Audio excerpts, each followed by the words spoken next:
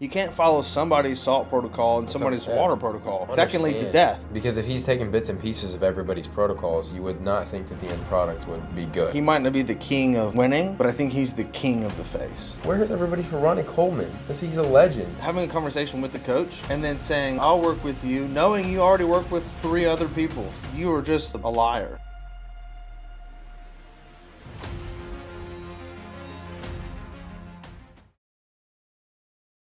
Welcome back to Coach's Corner. My name is Mike Crowson, the CEO and co-founder of AR Funnel. And I have my partner and co-founder here, Mr. Bakker Shields. Pretty impactful week last week. A few things we're going to cover today. 1, free trial, check-ins pro. We're going to dive into that. Cannot wait for that. Yeah. And then the Arnold Classic.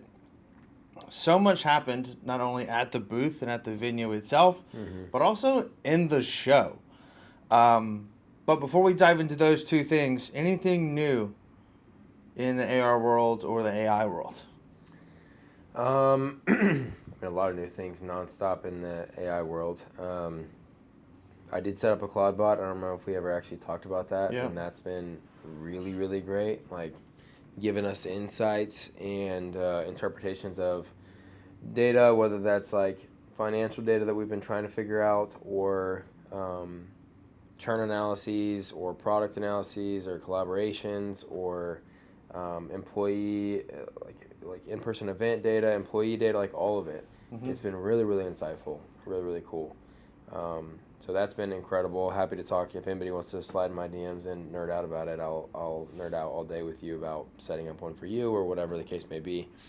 But and then we have, as of the day we're recording this, tomorrow we've got a bunch of people coming to town for the Check-ins Pro in-person event. Yep. So as a part of our offer with the second go-round of like our private launch, everybody that had already bought also got access to that. So we've got 25 people that are going to be here tomorrow in person for 2 full days of really education on how to be a better coach. It's not like a business event. It's not like a sales event or marketing or anything like that. It's just come learn from other coaches and other experts in different fields on peptides, GLPs, estrogen dominance, stress maintenance, like all sorts of things for your clients. Yep. No, I'm excited about that. It's different than what we normally do, but it is super important. Keeping a client is much easier than trying to get a new one. So cheaper too. Heck of a lot cheaper. So extending LTV and things like that. So we're excited for that. Yep. Let's just roll back on the Arnold Classic. So a few things happened. 1, Young LA had a massive booth, so large with so many influencers that it actually got shut down by the fire marshal and the police. People waited 2 and 3 and 4 hours to meet with people that they came to Columbus, Ohio to see. And then the cops essentially shut them down. Those people got turned away. I love and hate that all at the same time, because I remember going to events and waiting in line and the disappointment that you have to feel, and it's just a bad situation. But what's really cool about it is that such an influence inside the fitness world right now that we can take a massive building and pack so many people in it that are, big fitness enthusiasts, and shut it down, which is crazy. I mean, it was like a club. Yeah. It just broke the capacity of the club. They had to change things around in case there was a fire or something happened. You'd have to be able to leave, and so they had to change the booth design in real time before they could open back up again for the code of the fire marshal. So pretty interesting there. What else we had happen? Personally, I ran into a lot of friends that I haven't seen in a really long time. I ran into Jeremy Buendia, said hello. Joey Swole. Maddie.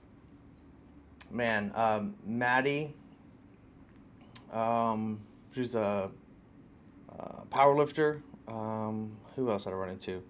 We ran into about 10 clients we didn't expect to see, which was really cool as well. Of course, running into the Bears as well with Little Bear. Yeah. Donna Lauren, which was super cute. That was awesome. Did you see her fall asleep on her mom's face? Yeah. So the baby essentially fell asleep, mouth open, on her mom's face. Yeah. just exhausted. Yeah. And Lauren's just talking. Like, it's just like, hey, this is just part of our life now. Yeah. I can't wait for that to be my normal. And I'm like, jeez, that's crazy. Yeah. Well, that was super cool. What else would happen? Who else did we see? Oh, we filmed a podcast live inside the booth. Yeah, with Nick Justice. And Taylor Moore. So that was cool. Be looking for that podcast. And then from the competitor standpoint, we had Sam Sulik. Catching a lot of flack for, let's say, lack of posing. Yeah. I thought he looked really good. I think he could have come in a little fuller. But we can nitpick anything and everything. The posing side of it, though, I think definitely needs some work. But he showed up with a great package, better than last year, and so that's all he could ask for. And then Wes came out and absolutely... Yeah, he looks gross. He looked crazy. In the open, like, got to give it to Andrew. Yeah. But none of it's been about Andrew. No. Everything's been about Martin. Yeah. And Nick. Well, we talked a lot about Hottie. Hottie, yeah. He looked incredible. Dude, the night show, he came out tight. It's the best I've ever seen him. But, again, wasn't enough to beat Andrew and Nick. But yeah, Andrew just come out, just nails. And he's retiring, legend. Who? Hottie. No, that's false. That came out. That's not true. It's fake? It's fake. Oh, wow. And it was, like, debunked in 2 hours. Because I remember I showed it to you. Yeah. And then it was, like, false in 2 hours. Well, thanks for telling me it was false. Yeah. It's because Martin's whole thing got into play. Which was, I think... I don't even understand really what... He was disappointed. Sounds like he shoved Nick backstage and cussed. Yeah. So what happened was they don't like each other. Okay. Martin is just very open. He's like, I hate the guy. Well, when Nick got second place, Martin screamed and, like, on stage, like, yeah! Because he didn't win. So it was like the unsportsmanship is cheering that somebody didn't win. And that was the whole thing. Got it. And then afterwards, or when Martin got fourth place, he went to shake everybody's hand and skipped Nick.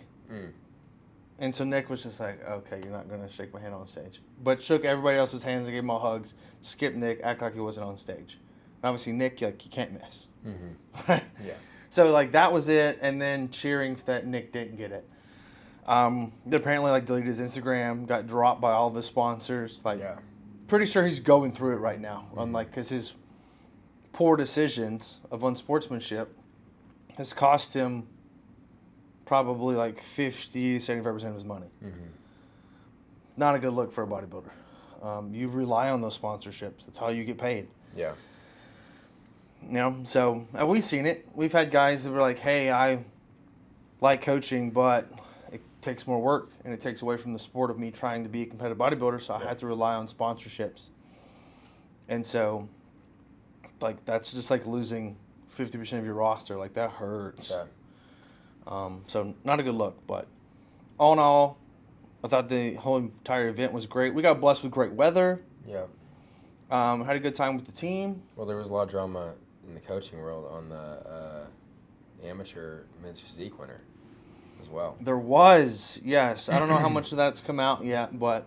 Well, I think a lot of it, because I've seen a lot of people do, like, green screens with everything behind them. And all okay. That. Yeah.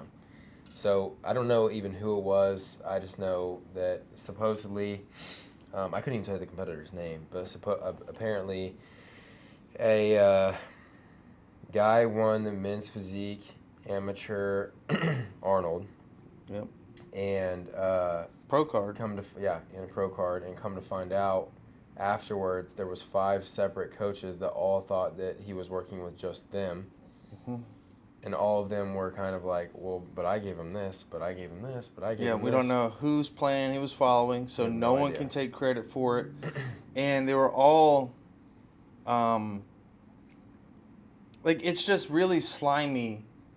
Like, one person I know personally was helping him, like, because they had potential, and the guy was like, I'm just tight on cash. So we Pumping, So it's like you're doing this dude a favor, and then you just like F me over. Like, it's just.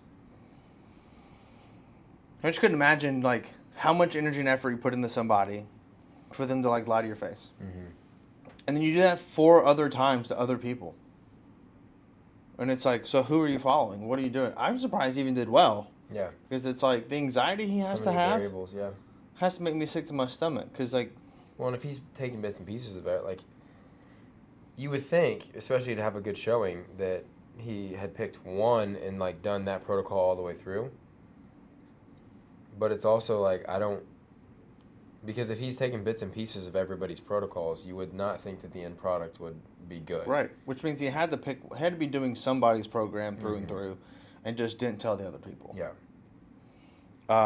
But the person I know said that he like had a meal with him, and he ate exactly what he told him to eat. So, like maybe it was him, maybe it wasn't. But when you talk about getting into water protocols, salt protocols, potassium protocols, drug protocols, like all the things, like they all have to align because they work together.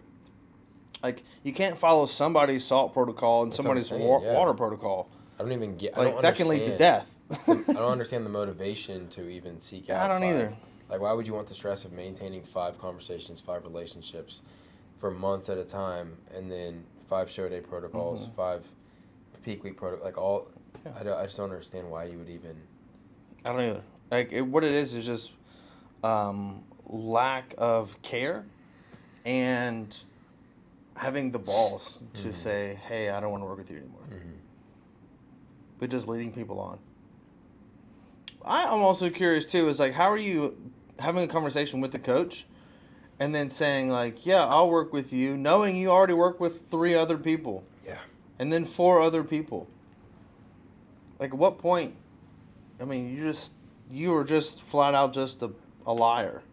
Like, there's no other way around it. It's just weird. It's not a one mistake. You did it 4 times. Such weird behavior. Man, crazy. Do you think a lot of this like drama is as a result of just the sport getting bigger? It's got more eyeballs. There's more pressure. There's more higher stakes, and so just more prone to that type of stuff happening on a bigger scale, or you think this has always happened? There's just never been that much of a light shed on it. Like, Honest opinion? Feels like a lot in one show. I don't think that the men competing are the same as the men that used to compete. I think that they are more about influence than the sport. Like, I'm all for a good rivalry, but I just think there's so much drama involved, and there's not the Dorian Yates, the Branch Warrens, the people that are the Guy Cicero, the ones that are just like, hey man, this is what I say, and I said what I meant, and I live by that. Just as a code, I think as a man, I think now it's becoming very watered down, and it's a lot of influence from like social media aspect, and we just get caught up, and you lose who you are. I don't think blue collar never left some of those guys, and it showed. Now it's like most of bodybuilding's all white collar. You're a coach, you're an influencer, you're just a bodybuilder. There's no one that came from a blue collar background like it used to be, I think. So I think that's a hot take, but I think that just a lot of it, people competing aren't just the men that used to be. I think that's probably some of the issue. Yeah. That's valid. I mean, it has become... we even saw it at the Arnold. It's... there's lines wrapped around the building for some of the more influencer personalities that were there versus, like... bodybuilding. I'm standing 5 feet away from Ronnie Coleman. I didn't even know that I was 5 feet away from him because there was nobody there. Yeah. And I was literally taking a video of something across the expo that I thought was cool on like someone's advertising, and saw in my video Ronnie Coleman, and I was like, wait a second, and came down, and he was like 5 feet in front of me, and I was like, where's everybody for Ronnie Coleman? He's a legend. But it's wrapped around the expo for some people I've Yeah. never even seen before.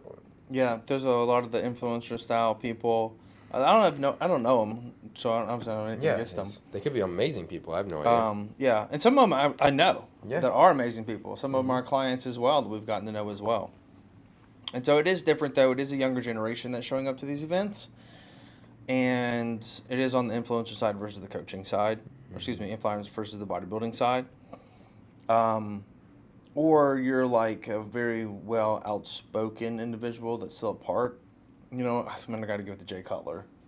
I mean, he's the best in the business at holding face and holding presentation and being able to be at Young LA and be an Olympian. Like, I think he's just the best that's ever done in the sport.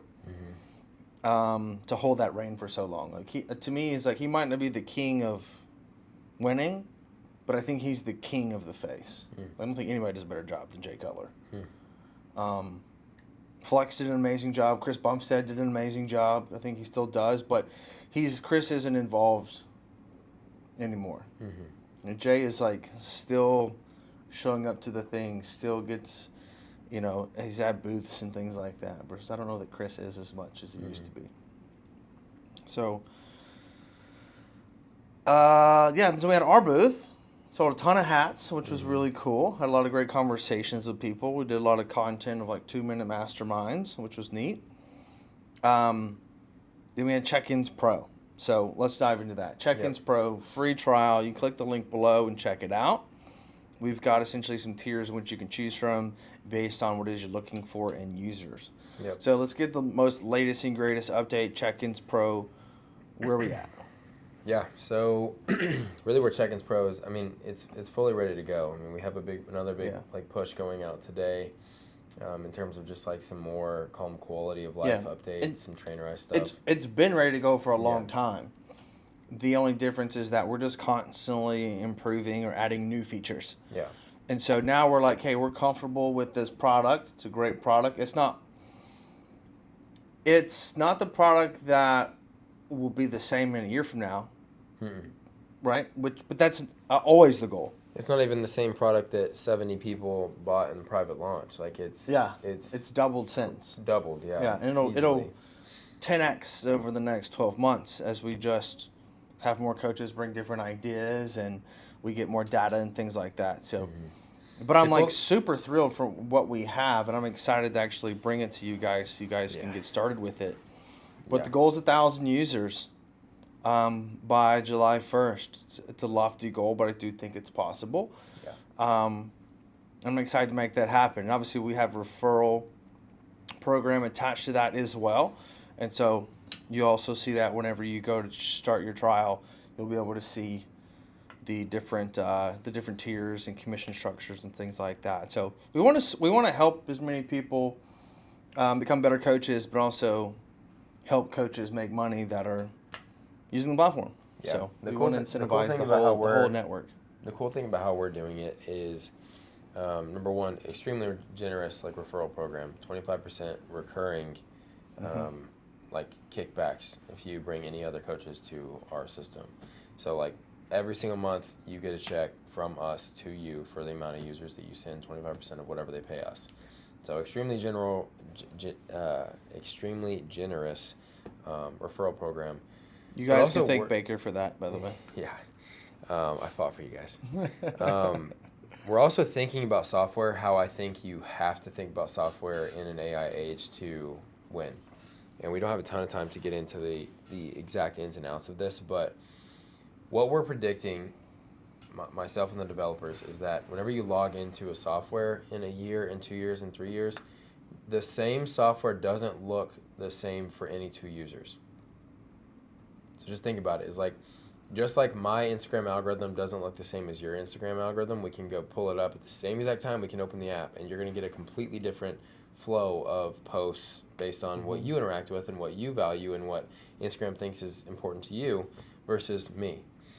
And so that's how we're thinking about Check-ins Pro as well, and that's how we're building it. So there's a completely different experience, a completely different screens, a completely different flow of the app if you are a trainerized user versus not a trainerized user. the app's also going to learn, as we continue to evolve it, the app's going to learn what types of things you as a coach prioritize. Where are you clicking most often? You know, what data points are you looking at? What are your most frequent filters that you're going and looking at your client base with? And it'll start to learn and present to you different screens and a completely different experience rather than even like your assistant coach or your coach next to you that's got a different business, because it'll learn and understand what is valuable to you. So that you're not having to go do the same 3 clicks over and over again to get to the same data or to the same screen. It'll just start to realize and morph itself to understand that Bakker really looks at steps, HRV, and sleep data on the weekly check-in along with their check-in form. And so it'll just start to tee that stuff up for you. It's pretty gnarly. Yeah, on top of just learning how you coach, what types of things you're talking about, how you type, all the things, which is like that was the original function of basic the software. Yeah, that was the original basic product that we launched, was just, hey, process your check-ins on here and get help with your coaching. So it's going to be kind of a new age software, and it's evolving really fast. Obviously, there's bugs that as we've done the private launches, we've just been like teeing them up, knocking them out. We do calls, group calls every single Monday. Which is why we did all the beta versions, right?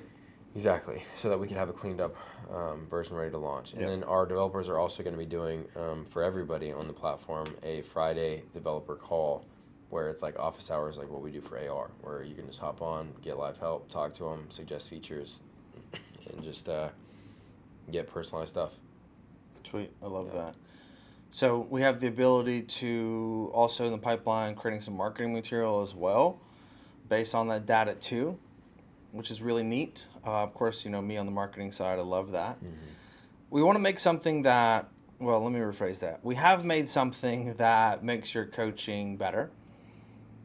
I also want to use that same data that we're receiving to make your coaching business bigger. Mm-hmm. So better and then bigger. Mm-hmm. I think in the past, a lot of times, a lot of coaches focus on bigger instead of better.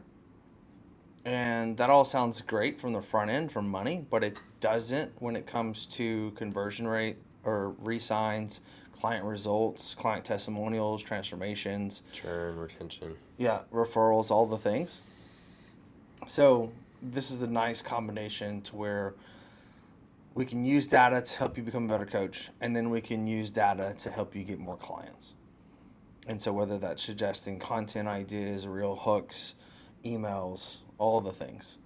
I would love to have it to where we're building out carousels, you know, or like, hey, here's the things you can put inside a carousel. Mm-hmm. But yeah, so Check-In Pro, free trial, links in the description. Check that out, 14 days. Excited about that. I'm excited. So we appreciate everybody that's far along the journey. Appreciate everybody that came to the Arnold and saw us. Yes. And if you have any questions about Check-Ins Pro, you can reach out to myself. You can reach out to Bakker directly. Be happy to help you guys get started on that. And if not, then we'll see you guys on the next one. Cool.